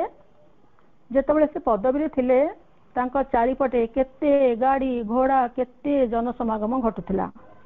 ହଠାତ୍ କୌଣସି କାରଣବଶତଃ ତାଙ୍କ ମୁଖ୍ୟମନ୍ତ୍ରୀ ପଦଟି ଚାଲିଗଲା। ଯେତେବେଳେ ସେ ମୁଖ୍ୟମନ୍ତ୍ରୀ ଥିଲେ ତାଙ୍କ ଘରକୁ ମିଠା ଦୋକାନୀମାନେ ପ୍ୟାକେଟ ମିଠା ପଠାଉଥିଲେ। ଯେତେବେଳେ ପଦଟି ଚାଲିଗଲା ସେ ସାଙ୍ଗେ ସାଙ୍ଗେ ତାଙ୍କ ମିଠା ପ୍ୟାକେଟର ବିଲ୍ ପଠାଇଦେଲେ। ତେଣୁ ସଂସାର ଏହିପରି ନିଷ୍ଠୁର, ରୂଢ଼, କଠିନ। ମା କହୁଛନ୍ତି, ଯେତେବେଳେ ତୁମେ ତାଙ୍କୁ ମାଗିବାକୁ ଯିବ ସେତେବେଳେ ସିଏ ସ୍ୱୟଂ ଦିବ୍ୟ ପରମ କର୍ତ୍ତା ହୋଇଥିବାରୁ ତୁମର ପ୍ରକୃତରେ କ'ଣ ଦରକାର ତୁମ ଅପେକ୍ଷା ସେ ସେହି ବିଷୟରେ ନିଶ୍ଚିନ୍ତ ଅଧିକ ଭଲ କରି ଜାଣିଥିବେ। ତୁମର ଯାହା ଦରକାର ସେ ତାହା ନିଶ୍ଚୟ ଆଣି ତୁମକୁ ଦେଇଯିବେ। ଯେମିତି ଦେଇ ଯାଇଥିଲେ ଗୀତା ପଣ୍ଡା ଘରେ ଆଉ ସୁଦାମା ଘରେ। ସୁଦାମା ମାଗି ପାରିନଥିଲେ କୃଷ୍ଣଙ୍କୁ ମୋତେ କିଛି ଦିଅ ବୋଲି। ନ ମାଗି ସେ ସେମିତି ଦରିଦ୍ର ଅବସ୍ଥାରେ ଫେରି ଆସି ଯେତେବେଳେ ସୁବିଶାଳ ପ୍ରାସାଦ ଆଗରେ ଠିଆ ହେଲେ ଆଶ୍ଚର୍ଯ୍ୟ ହେଇଗଲେ, ମୁଁ ତ ମାଗିନଥିଲି ପ୍ରଭୁଙ୍କୁ, ପ୍ରଭୁ କେମିତି ଦେଲେ? ଯେତେବେଳେ ଘରକୁ ତଳଠାରୁ ଉପରକୁ ଚାହିଁ ଦେଖନ୍ତି ସଭା ଉପରେ ସ୍ୱୟଂ ଲକ୍ଷ୍ମୀ ନାରାୟଣ ବିରାଜମାନ କରି ହସ ହସ ବଦନରେ ସୁଦାମଙ୍କୁ ଚାହିଁଛନ୍ତି। ଆମ ମା ମଧ୍ୟ ଏମିତି ଦିଅନ୍ତି। ଯଦି ମା କହୁଛନ୍ତି, ଯଦି ତୁମେ ଏକଜିଦିଆଙ୍କ ପରି ନିଜର ଇଚ୍ଛାକୁ ନେଇ ତାଙ୍କ ଉପରେ ଲଦି ଦେବାକୁ ଯାଉଥିବ ତେବେ ତୁମକୁ କିଞ୍ଚିତ ସନ୍ଦୀପ୍ତ କରାଇ ନିଜର ଭୁଲଟି ବିଷୟରେ ସଚେତନ କରାଇ ତୁମେ ଯାହା ଇଚ୍ଛା କରୁଥିବ ତୁମକୁ ସେଇ କଥାଟି ଆଣି ଦେଇ ଯାଉଥିବେ। ତାପରେ ତୁମେ ପ୍ରତିବାଦ କରିବାକୁ ଆରମ୍ଭ କରିବ, ଭଗବାନ ମୋତେ ଏପରି ଏକ କ୍ଷତିକାରକ ବସ୍ତୁ ଆଣି ଦେଲେ। କିନ୍ତୁ ତୁମେ ମାଗିଥିଲ ସେତେବେଳେ ତୁମେ ସମ୍ପୂର୍ଣ୍ଣ ରୂପରେ ସେ କଥାଟି ଭୁଲି ଯାଇଥିବ। ଯେମିତି ରାବଣ ବର ମାଗିଥିଲେ, ମୁଁ ନର ବା ବାନରଙ୍କ ଛଡ଼ା ଆଉ କାହାରି ହାତରେ ମରିବି ନାହିଁ। ସେ ଭାବିନଥିଲେ ଯେ ନର ବା ବାନରଙ୍କ ଦ୍ୱାରା ହିଁ ତାଙ୍କ ପାଇଁ ମୃତ୍ୟୁ ସ୍ଥିରୀକୃତ ହେଇଛି। କାରଣ ସେ ଭାବିଥିଲେ ନର ବା ବାନର ଇଏ ତ ମୋର ଖାଦ୍ୟ, ଏମାନଙ୍କ ଦ୍ୱାରା ମୁଁ ମରିବି କ'ଣ? ତେଣୁ ପ୍ରଭୁ ସବୁବେଳେ ଯାହା ଦବା କଥା ଦିଅନ୍ତୁ। ଆମେ ମାଗିଲେ ଆମର ଏମିତି ହିଁ ଅବସ୍ଥା ଘଟିବ। ମା କହୁଛନ୍ତି, ଦୁଇଟି ଯାକ କ୍ଷେତ୍ରରେ ତୁମେ ସେହି ପ୍ରତିବାଦ ହିଁ କରିଥାଅ ଓ ଭଗବାନଙ୍କୁ ଅପରାଧୀ ବୋଲି କହିବାରେ ଲାଗିଥାଅ। ଦେଲେ ଦୋଷୀ, ନଦେଲେ ବି ଦୋଷୀ। ହିନ୍ଦୁ ଧର୍ମରେ ମଧ୍ୟ ଅଛି, ତୁମେ ସଂସାରରେ ଥାଅ ମାତ୍ର ଯାହା ସତ୍ୟ ତାକୁ ସ୍ୱୀକାର କରିନିଅ, ଆନନ୍ଦ କର, ଭୋଗ କର। କିନ୍ତୁ ଭୋଗ କରିବା ଅର୍ଥ ଏହା ନୁହେଁ ଯେ ବେପରୁଆ ଭାବେ ଭୋଗ କର। ଭୋଗରେ ମଧ୍ୟ କିଛି ନିୟମ କାନୁନ ଅଛି। ମୋତେ ରସଗୋଲା ଭଲ ଲାଗେ, ମୁଁ ଯଦି କେବଳ ରସଗୋଲା ଖାଇବି ତାପରେ ପୁଣି ଡାକ୍ତର ପାଖକୁ ଯିବାକୁ ପଡ଼ିବ ନା। ତେଣୁ ସଂସାରରେ ରହିବା ମାତ୍ରେ ସଂସାରର ଚିତ୍ରକୁ ମନେ ରଖିଥିବା। ଡଙ୍ଗାରେ ବସି ନଈ ପାର ହେଲାବେଳେ ଯେପରି ଡଙ୍ଗାର ମଙ୍ଗ ଆମର ଲକ୍ଷ୍ୟସ୍ଥଳ ଆଡ଼କୁ ହେଇଥିବ, ଟ୍ରେନରେ ବସି ଗଲାବେଳେ ଯେପରି ଆମେ କେଉଁଠି ଓହ୍ଲାଇବା ତାହାକୁ ପ୍ରତି ମୁହୂର୍ତ୍ତରେ ଆମେ ମନେ ରଖିଥାଉ, ଯେପରି ଆମର ଗନ୍ତବ୍ୟସ୍ଥଳ ଈଶ୍ୱର ପ୍ରାପ୍ତି। ସେମିତି ମନେ ରଖିଥିବା ବ୍ୟକ୍ତି ମଧ୍ୟ ଅଛନ୍ତି ସମାଜରେ। ଜନକ ରାଜା ସଂସାର କରିଥିଲେ, ରାଜକାର୍ଯ୍ୟ ତୁଲଉଥିଲେ କିନ୍ତୁ ନିର୍ଲିପ୍ତ ଥିଲେ। ଯେତେବେଳେ ଜନକପୁରୀ ହୁତୁ ହୁତୁ ହେଇ ଜଳୁଥିଲା ସେ ସେମିତି ସ୍ଥିର ଭାବରେ ଛିଡା ହେଇଥାନ୍ତି। ସମସ୍ତେ କହୁଛନ୍ତି ତୁମକୁ କଣ କିଛି ବ୍ୟସ୍ତ ଲାଗୁନି? ନାଇଁ, ମତେ କାହିଁ ବ୍ୟସ୍ତ ଲାଗିବ? ପ୍ରଭୁ ଦେଇଥିଲେ, ପ୍ରଭୁ ତାଙ୍କ କାମ କରୁଛନ୍ତି, ମୋର କିଛି ବ୍ୟସ୍ତ ହବାର ହିଁ ନାହିଁ। ଆଉ ଚୈତନ୍ୟ ମଧ୍ୟ ସେହିପରି ଥିଲେ। ଯାହା ତାଙ୍କୁ ଦେଲେ ସେ ସେଇଥିରେ ସନ୍ତୁଷ୍ଟ ଥିଲେ। ମାଗିବାକୁ ହେଲେ ମା କହୁଛନ୍ତି ନମ୍ରତା ଦରକାର। ମା ନିଜେ ଶିଖେଇ ଦେଇଛନ୍ତି କେମିତି ମାଗିବାକୁ ହେବ। ଦିନେ ତାଙ୍କର ଖଣ୍ଡେ ଇଲେକ୍ଟ୍ରିକ ତାର ଦରକାର ପଡିଲା। ଆଶ୍ରମରେ ଯିଏ ଇଲେକ୍ଟ୍ରିକ ସଜାଡନ୍ତି ତାଙ୍କ ନାଁ ଥିଲା ବୁଲା। ସେ ତାଙ୍କ ପାଖକୁ ନିଜେ ଯାଇ ମାଗିଲେ, ବୁଲା ମତେ ଖଣ୍ଡେ ଇଲେକ୍ଟ୍ରିକ ତାର ଦେବ କି? ସେଇ ବୁଲା କହିଲେ, ଆପଣ ମା ମତେ ଏମିତି ମାଗୁଛନ୍ତି କାହିଁକି? ନା ନାଇଁ, କେମିତି ମାଗିବାକୁ ହୁଏ ମୁଁ ସେ କଥା ଶିଖେଇ ଦଉଛି। ତେଣୁ ଆମେ ଯେବେ ମାଗିବା ନମ୍ରତାର ସହ ମାଗିବା। ମା କହୁଛନ୍ତି ତୁମେ ପ୍ରକୃତରେ ନିଜର ଇଚ୍ଛାଟିକୁ ନେଇ ହିଁ ଦିବ୍ୟ ପରମଙ୍କ ଉପରେ ଲଦି ଦିଅ। ମାତ୍ର ମାଗିବାକୁ ଯାଅ ନାହିଁ, କହିବାକୁ ଲାଗିଯାଅ ମୋର ଏଇଠି ଦରକାର, ତେଣୁ ଭଗବାନ ମୋତେ ତାହା ଦେଇଦେବା ଉଚିତ। ସ୍ୱାଭାବିକ ଭାବେ ଆପଣା ଛାଇ ମିଳିଯିବା ଉଚିତ, କାରଣ ମୋର ଯାହା ଦରକାର ସେଗୁଡ଼ିକ ଆଣିଦେବା ଭଗବାନଙ୍କର କାର୍ଯ୍ୟ। ଲଙ୍କାରେ ଯୁଦ୍ଧ ସରିଯାଇଥାଏ, ରାବଣର ମୃତ୍ୟୁ ଘଟି ସରିଥାଏ। ପ୍ରଭୁ ଶ୍ରୀରାମ ବିଭୀଷଣଙ୍କୁ ଲଙ୍କାରେ ରାଜା କଲେ, ଅଙ୍ଗଦକୁ ମଧ୍ୟ ତାଙ୍କ ରାଜ୍ୟର ରାଜା କଲେ। ହନୁମାନଙ୍କୁ କହିଲେ, ହନୁମାନ ତମେ ବି କିଛି ମାଗ, କେତେ ସାହାଯ୍ୟ ମତେ କରିଛ। हनुमान घड़िए नीरव रहिले, कहले प्रभु जब बीन बोले मिलता तो बोलकर क्या मांगे, देता है तो दीजिए जन्म जन्म का साथ। कारण ए पद पदवी सब भूतपूर्व। देखंतु तो केते राष्ट्रपति थिले भारत वर्षर, केते प्रधानमंत्री थिले भारत वर्षर, सब बर्तमान भूतपूर्व हेचें। भूतपूर्व राष्ट्रपति, भूतपूर्व प्रधानमंत्री, तले क्षमता मध्य एही परी। सेतिपई हनुमान कहले केवल चरण जुगल दरकार प्रभु, मोर केवल चरण जुगल दरकार। माँ को आमे मागिबा बा कौन? माँ तो आम मन जानी दियंती। आपण मान तो केते किए कौन पाइथिबे निश्चय। मनोहर दास को मन जानी माँ केमती तांको इच्छा पूर्ण करथिले से घटनाटी कहूची। अवश्य मातृभवन रे अनिर्वचनीय टॉक जो माने सुनिथिबे मनोहर दासଙ୍କର ସେମାନେ ए कथा जानिथिबे। सेतबेले माँ को अनुमति बिना केही आश्रम बाहर को जाउ नथिले। दिने दिल्ली रे एक जातीय सम्मेलन रे वक्ता रूपे जोग देवा पई तांको निकट को निमंत्रण आसिला। तांकर जीवा पई प्रबल आग्रह थिला, हेले माँ तांको जीवा को अनुमति देबे कि नहीं से विषय तांकर संदेह थिला। अन्य मानक परामर्श क्रमे से जेतबेले नलिंदा पाखकू चिठी नहीं गले, नलिंदा तांको ओलटा प्रश्न कले, आपण केबे दिल्ली जाउछंती? माँ कहिसंती गला बेले तांको पाखर बाट खर्च नहीं जिवे। आश्चर्य, मु तो कथा जणाइबा को आस्तली, माँ जानिले केमिति? अटल बिहारी वाजपेयी जेतबेले भारतर प्रधानमंत्री थिले सेतबेले मनोहर दास को राज्यपाल करिया पई केंद्र प्रस्ताव देथिले, किंतु से विनयर सह एही प्रस्ताव को प्रत्याख्यान कर देथिले, कारण से माँ का पाखे केवल रहिबा को चाहुथिले। अपा भाई माने आमको मध्ये एथुरु किछि शिखिबा को पड़िबो। राधिका प्रीतिदास गुप्ता मध्यम तांको जन्मदिन रे माँ को प्रणाम कला बेले माँ तांको किछि ना किछि उपहार दियंती। मात्र तांको इच्छा थाए माँ को मागिबे एक पाद फोटो, मात्र मागी पारंतिनी। एमती अनेक जन्मदिन कटिगला। से दिन थाए 1973 मसीहार जन्मदिन, जेतेबेले प्रीतिदास गुप्ता माँ को प्रणाम कले। माँ तांकर आशीर्वाद जहाँ देले प्रीतिदास गुप्ता देखिले सेठी ही थिला माँ को पाद फोटो। आश्चर्य, माँ केमते जानिले मन कथा। हेले सेही जन्मदिन थिला तांकर माँ का हाथरू सीधा सड़क आशीर्वाद ग्रहण करिवार शेष जन्मदिन। आउ दिनकर घटना, से दिन मार्च पास्ट हेउथाए, माँ उपस्थित थांती। से मार्च पास्ट भितरू छोट पिलाटीए कहूए, माँ मु मिलिटारी मिसिबी, माँ मु मिलिटारी मिसिबी। सेठी जने साधक ए कथा सुनी माँ को कहले, माँ ए पिलाटी एमती कौन कहूची?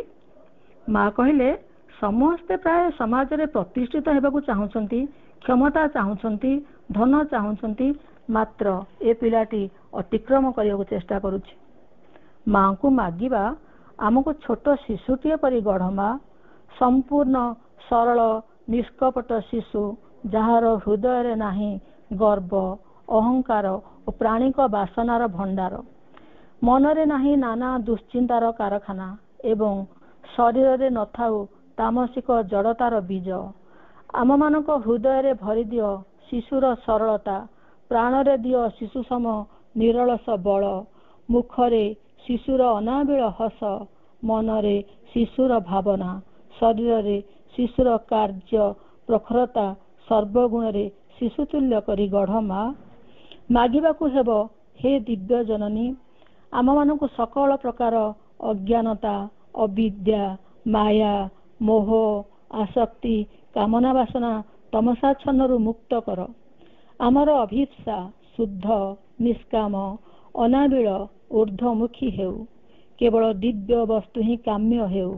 ଦିନକୁ ଦିନ ପ୍ରତିକ୍ଷଣ ତୁମ ପ୍ରତି ଆମର ଅଭିପ୍ସା ଅଧିକରୁ ଅଧିକତର, ଗାଢ଼ରୁ ଗାଢ଼ତର, ପୂର୍ଣ୍ଣରୁ ପୂର୍ଣ୍ଣତର, ଗଭୀରରୁ ଗଭୀରତର, ସର୍ବାଙ୍ଗୀନ ହୋଇ ଉଠୁ। ଆମ ଅଭିପ୍ସାରେ ଆପଣଙ୍କ ଛଡ଼ା ଆଉ କୌଣସି କିଛି ସ୍ଥାନ ନଥାଉ। ଏକମାତ୍ର ତୁମ ସହ ମିଳନ ନିମିତ୍ତ, ଏକାତ୍ମତା ନିମିତ୍ତ ଆମ ହୃଦୟରେ ତୀବ୍ର ଅଭିପ୍ସାର ବହ୍ନି ଜାଳି ଦିଅ ମା। ଆପଣଙ୍କ ସହ ମିଳନ ନିମିତ୍ତ ଆମ ହୃଦୟ ବ୍ୟଗ୍ର ହୋଇ ଉଠୁ। ମନ, ପ୍ରାଣ, ଶରୀର ସ୍ୱ ସ୍ୱ ପଥରୁ ନିବୃତ୍ତ ହୋଇ ତୁମରି ଆଡ଼କୁ ମୁଖ ଫେରାନ୍ତୁ। ତୁମ ସହ ମିଳନ ହିଁ ହେଉ ଆମମାନଙ୍କ ଜୀବନର ଏକମାତ୍ର ବାସନା। ଏହି ବାସନା ଚରିତାର୍ଥ ତଥା ସାର୍ଥକତା ନିମିତ୍ତ ଆମେ ଯେପରି ଏହି ପୃଥିବୀରେ ଜୀବନ ଧାରଣ କରୁ ବଞ୍ଚି ରହୁ ମା। ମନୁଷ୍ୟ ଜୀବନର ଏକମାତ୍ର ଲକ୍ଷ୍ୟ ହେଲା ଭଗବତ ପ୍ରାପ୍ତି। ଭଗବତ ଉପଲବ୍ଧିରେ ହିଁ ତା ଜୀବନର ପୂର୍ଣ୍ଣତା ପ୍ରାପ୍ତି ଓ ଲକ୍ଷ୍ୟ ସିଦ୍ଧି। ଆତ୍ମା ଯେତେବେଳେ ପରମାତ୍ମାଙ୍କ ଠାରୁ ବିଚ୍ଛିନ୍ନ ହୋଇ ଆସି ପୃଥିବୀରେ ଅଭିବ୍ୟକ୍ତ ହୁଏ, ସେ ସଂକଳ୍ପ କରି ଆସିଥାଏ ସେହି ପରମାତ୍ମାଙ୍କ ସହ ମିଳନ ନିମିତ୍ତ ସବୁ କିଛି ଏଠାରେ କରିଚାଲିବ। ମାତ୍ର ପୃଥିବୀ ଜୀବନ ଲାଭ ପରେ ମାନୁଷୀ ତନୁରେ ଏହି ପୃଥିବୀରେ ସୃଷ୍ଟି ହେବା ପରେ ମନ ପ୍ରାଣର ଅଜ୍ଞାନତା, ଅବିଦ୍ୟା ଓ ସାଂସାରିକ ମୋହମାୟାର ଆବରଣରେ ଆତ୍ମା ଆଚ୍ଛାଦିତ ହେଇ ରହିଯାଏ ପରଦାର ଅନ୍ତରାଳରେ। ମନୁଷ୍ୟ ପରିଚାଳିତ ହୁଏ ମନ, ପ୍ରାଣ, ଶରୀରର ଦାସ ହୋଇ। ସେ ତାର ଆତ୍ମାର ସଂକଳ୍ପକୁ ଭୁଲିଯାଏ। ସେ ବିପଥଗାମୀ ହୋଇ ମନ, ପ୍ରାଣ, ଶରୀରର ଅଜ୍ଞାନତାପୂର୍ଣ୍ଣ ସ୍ୱେଚ୍ଛାକୃତ ପଥରେ ଗତି କରି ଜୀବନରେ ନାନା ଝଡ଼ଝଞ୍ଜା, ଉତ୍ଥାନ ପତନର ସମ୍ମୁଖୀନ ହୁଏ ଏବଂ ଅଶାନ୍ତି, ଅସନ୍ତୋଷ, ନିରାନନ୍ଦ ମଧ୍ୟରେ ବାସ କରେ। ଜୀବନର ସ୍ୱଳ୍ପାୟୁ ମଧ୍ୟରେ ରୋଗ, ଜରା, ବାର୍ଦ୍ଧକ୍ୟ ଭିତର ଦେଇ ଗତି କରି ଶେଷରେ ମୃତ୍ୟୁ ଲାଭ କରେ। ଏହି ଜନ୍ମ ମୃତ୍ୟୁର ଚକ୍ରରୁ ଉଦ୍ଧାର ପାଇବାର ଏକମାତ୍ର ଉପାୟ ହେଲା ଭଗବାନଙ୍କ ଆଶ୍ରୟ ନେବା ଏବଂ ତାଙ୍କରି ନିମିତ୍ତ ଜୀବନ ଧାରଣ କରିବା। କେତେକ ଆତ୍ମା ଅଛନ୍ତି ଯେ ଆଜନ୍ମରୁ ସଚେତନ, କିନ୍ତୁ ଏମାନଙ୍କ ସଂଖ୍ୟା ଖୁବ୍ କମ୍, ବିରଳ। ଯେପରି ନାରଦ, ଶୁକଦେବ, ବୁଦ୍ଧ, ମହାବୀର, ଶଙ୍କର, ରାମାନୁଜ, ଚୈତନ୍ୟ ଇତ୍ୟାଦି। ଆଉ କେତେକ ବ୍ୟକ୍ତି ଅଛନ୍ତି ଯେଉଁମାନେ ବୟସ ବୃଦ୍ଧି ସଙ୍ଗେ ସଙ୍ଗେ ତାଙ୍କର ଚେତନାର ଜାଗ୍ରତ ହୁଏ। ସେମାନେ ଭଗବତମୁଖୀ ହୋଇ ଭଗବାନଙ୍କ ସେବାରେ ହିଁ ତାଙ୍କର ସମସ୍ତ ଜୀବନ ଅତିବାହିତ କରନ୍ତି। ଆଉ କେତେକ ଯେଉଁମାନେ ଜୀବନର ଉତ୍ଥାନ ପତନ ଝଡ଼ଝଞ୍ଜା ଭିତର ଦେଇ ଗତି କରୁ କରୁ ହଠାତ୍ କୌଣସି ଏକ ଆକସ୍ମିକ ଘଟଣାରେ ସେମାନଙ୍କ ଅନ୍ତଃପୁରୁଷ ଜାଗ୍ରତ ହୋଇ ଉଠେ। ସେମାନଙ୍କ ଜୀବନର ଗତିଧାରା ସମ୍ପୂର୍ଣ୍ଣ ବଦଳିଯାଏ। ସେମାନେ ସମ୍ପୂର୍ଣ୍ଣ ରୂପେ ଭଗବାନଙ୍କ ଆଡ଼କୁ ମୁଖ ଫେରାନ୍ତି, ଆଉ କେବେ ହେଲେ ପଛକୁ ଫେରି ଚାହାନ୍ତିନି। ଭଗବାନଙ୍କ ନିମିତ୍ତ ଜୀବନ ଧାରଣ କରିବା ସେମାନଙ୍କର ବ୍ରତ ହେଇଯାଏ। ଅପା ଭାଇମାନେ, ମାଗିବାର ବହୁଭାଗ ଆସିଥାଏ କାମନା ବାସନାରୁ। ମାଙ୍କୁ ଜଣେ ପ୍ରଶ୍ନ କଲେ, ଏ କାମନା ବାସନାକୁ ଚିହ୍ନିବା କିପରି? ମା କହିଲେ, ଯେଉଁ ଜିନିଷ ମାଗିବା ପରେ ନ ପାଇଲେ ମନରେ ବିଦ୍ରୋହ ଆସେ, କ୍ରୋଧ ଆସେ, ତାହା ହେଉଛି କାମନା। ଏହି କାମନା ବାସନା ହିଁ ସମସ୍ତ ଦୁଃଖର କାରଣ। ମାଗିବା ପ୍ରସଙ୍ଗରେ ଆମେ ସମସ୍ତେ ମନେ ପକାଇବା ସ୍ୱାମୀ ବିବେକାନନ୍ଦଙ୍କ କଥା। ବିବେକାନନ୍ଦଙ୍କର ଘୋର ଅଭାବ ସମୟରେ ଶ୍ରୀରାମକୃଷ୍ଣ ମା କାଳୀଙ୍କୁ ମାଗିବାକୁ କହିଲେ। ବିବେକାନନ୍ଦ ଖାଦ୍ୟ ବସ୍ତ୍ର ମାଗି ପାରିଲେନି, ମାଗିଲେ ବିବେକ ଆଉ ବୈରାଗ୍ୟ। ଏହା ଶୁଣି ପୁନର୍ବାର ଶ୍ରୀରାମକୃଷ୍ଣ ପଠାଇଲେ ମାଗିବା ପାଇଁ। ମାତ୍ର ସେ ସେଇ ବିବେକ ଆଉ ବୈରାଗ୍ୟ ହିଁ ମାଗିଲେ। ଏହି ଘଟଣା 3 ଥର ଘଟିଲା। ଶେଷରେ ଶ୍ରୀରାମକୃଷ୍ଣ ନିଜେ ଅଭୟ ଦେଲେ, ଯା, ଆଜିଠାରୁ ତୋ ପରିବାରରେ ଭାତ ଆଉ ଲୁଗାର ଅଭାବ ରହିବ ନାହିଁ। ଏହି ବିବେକାନନ୍ଦ ତାଙ୍କର ମାଗିବା ପାଇଁ ଆଜି ଅମର। ମାଗିବା ପରିପ୍ରେକ୍ଷୀରେ ମନେ ପଡ଼େ ବ୍ରହ୍ମବାଦୀ ବାଳକ ନଚିକେତାର କଥା। ଯମାଳୟରେ 3 ଦିନ ଭୋକ ଉପାସରେ ଅପେକ୍ଷା କରି ସେ ସାକ୍ଷାତ ପାଇଲେ ଯମଦେବତାଙ୍କର। ଯମ ତାଙ୍କର ଧୈର୍ଯ୍ୟ ଦେଖି ଖୁସି ହୋଇ ବର ମାଗିବାକୁ କହିଲେ। ନଚିକେତା ମାଗିଲେ ଆତ୍ମଜ୍ଞାନ ଏବଂ ମୃତ୍ୟୁ ପରର ଜୀବନ ସମ୍ପର୍କରେ ଜ୍ଞାନ ଜାଣିବାକୁ। ଯମରାଜା ବାଳକ ନଚିକେତାକୁ ଧନ, ଜନ, ଐଶ୍ୱର୍ଯ୍ୟ, କ୍ଷମତାର ଅନେକ ଲୋଭ ଦେଖାଇଲେ। ମାତ୍ର ନଚିକେତା ଦୃଢ଼ ଏବଂ ସ୍ଥିର ରହିଲେ। ବାଧ୍ୟ ହୋଇ ଯମରାଜା ଶେଷରେ ତାଙ୍କୁ ଆତ୍ମଜ୍ଞାନ ପ୍ରଦାନ କଲେ। କବି ସାରଳା ଦାସ ମା ଶାରଳାଙ୍କୁ ପ୍ରସନ୍ନ କରାଇ କବିତ୍ୱ ମାଗି ଓଡ଼ିଶାରେ ଜଣାଶୁଣା ଏବଂ କବି କାଳିଦାସ ମା ସରସ୍ୱତୀଙ୍କୁ ପ୍ରସନ୍ନ କରାଇ କବିତ୍ୱ ମାଗି ଭାରତର ଶ୍ରେଷ୍ଠ କବି ଭାବରେ ଅମର। ଯେବେ ମାଗିବା ଅଛି, ସବୁଠାରୁ ଶ୍ରେଷ୍ଠ ମାଗିବା ହେଉଛି ଚେତନା ମାଗିବା। ଚେତନାର ବିକାଶ ମାଗିଲେ ଜୀବନ ସାର୍ଥକ ହେଇଥାଏ, ଜୀବନ ଧନ୍ୟ ହୁଏ, ଜୀବନ ପୂର୍ଣ୍ଣ ହୁଏ। ମାଙ୍କୁ ଥରେ ଜଣେ ସାଧକ ଏକ ବଡ଼ ନଡ଼ିଆ ତେଲ ବୋତଲ ମାଗିଲେ। ତାଙ୍କୁ ବୋଧେ ଛୋଟ ନଡ଼ିଆ ତେଲ ବୋତଲ ମିଳୁଥିଲା। ସେ ମାଙ୍କୁ ମାଗିଲେ, ମା, ମୋତେ ଗୋଟେ ବଡ଼ ନଡ଼ିଆ ତେଲ ବୋତଲ ମିଳୁ। ମା ମଧ୍ୟ ସେଇ ସାଧକକୁ ମାଗିବାର ସୁଯୋଗ ଦେଇଥିଲେ। ଏଇ ନଡ଼ିଆ ତେଲ ମାଗିବାରୁ ମା କହିଲେ, ଏହେ, କ'ଣ କଲା ଇଏ? ନଡ଼ିଆ ତେଲଟେ ନ ମାଗି ହେଲେ ଭଗବାନ କି ଚେତନା ହେଲେ ମାଗିଥାନ୍ତା, ମୁଁ ତାକୁ ତାହା ଦେଇଥାନ୍ତି। ତେଣୁ ଅପା ଭାଇମାନେ, ମାଗିବା ଏକ ପରୀକ୍ଷା ସଦୃଶ। ସମସ୍ତେ ମାଗି ଜାଣନ୍ତି ନାହିଁ। ରାଜା ଘରକୁ ଯାଇ ସୁନାବେନ୍ତ ଲଗା ଝାଡୁ ମାଗିବା ନ୍ୟାୟ ହେଇଯାଏ ବହୁ ଲୋକଙ୍କର। ପ୍ରକୃତରେ ଭଗବାନଙ୍କ ଉପଲବ୍ଧି ପାଇଁ ଭକ୍ତି, ଜ୍ଞାନ, କର୍ମ ରୂପକ ଶକ୍ତି ମାଗିବା। ଆଉ ଯେତେ ମାଗିବା ଠାରୁ ଏଇ ମାଗିବା ହେଉଛି ଶ୍ରେଷ୍ଠ। ଏହା ହିଁ ଆଜିର ଆବଶ୍ୟକତା ମନୁଷ୍ୟ ପାଇଁ। ମା କହୁଛନ୍ତି, if you want to become conscious of my presence in you, you must renounce any attempt to satisfy your desire. ମୃଗତୃଷ୍ଣା ଫାଶୁ ମୁକ୍ତ ନୋହିଲେ ତୃପ୍ତ ନୋହଇ ତୃଷ୍ଣା, କସ୍ତୁରୀ ମୃଗ ଦିଗହଜା ହୁଏ ନ ଜାଣି ନାଭିର ବାସ୍ନା। ଅପା ଭାଇମାନେ, ମଣିଷ କେବଳ କାମନା ବାସନା ପାଇଁ ଘୁରି ଘୁରି ମାଗି ବୁଲୁଛି। ମାତ୍ର ତା ଭିତରର ଚେତନା ବିକାଶ ପାଇଁ ତାର ଜନ୍ମ, ଏକଥା ସେ ଜାଣିପାରୁନି। ମାଙ୍କ କୃପାରୁ ଆମେ ମାଙ୍କୁ ଜାଣିବାର ସୁଯୋଗ ପାଇଛୁ।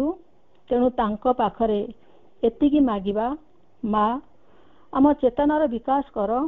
ଆମେ ଯେପରି କେବଳ ତୁମକୁ ହିଁ ସ୍ମରଣରେ ରଖୁ, ତୁମକୁ ହିଁ ଅଭିଷ୍ଠା କରୁ, ତୁମ ନିମିତ୍ତ କର୍ମ କରୁ, ତୁମ ପ୍ରତି ଅନୁରକ୍ତ ରହୁ, ତୁମ ଭଲ ପାଇବାର ଉପଯୁକ୍ତ ପାତ୍ର ହେଉ। ଶେଷରେ ମାଙ୍କୁ ପ୍ରାର୍ଥନା କରିବା, ଜୀବନ ଶେଷ କାଳେ ଧରିବ ହାତ, ପାରି କରିବ ମା ପ୍ରାଣ ଜଗତ, ପାରି କରିବ ମା ପ୍ରାଣ ଜଗତ। ସମସ୍ତଙ୍କୁ ପ୍ରଣାମ। ବନ୍ଦେ ମାତରମ୍।